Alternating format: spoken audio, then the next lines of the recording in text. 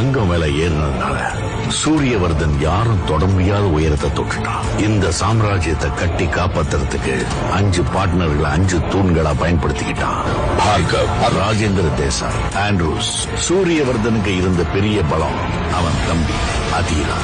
அவனோட சாமர்த்தியத்துல கட்டின இந்த கோட்டையில சூரியவர்தனோட மகன் கருடனோட பங்கு இருந்தது. இவங்க 2 பேர் இருந்ததால KGF யாராலும் நெருங்க கூட முடியல. நாங்க ஏற்கனவே ஒருத்தன் தன்னோட கால் தரத்தை பதிச்சுட்டான்னு அவங்க யாருக்குமே தெரியல.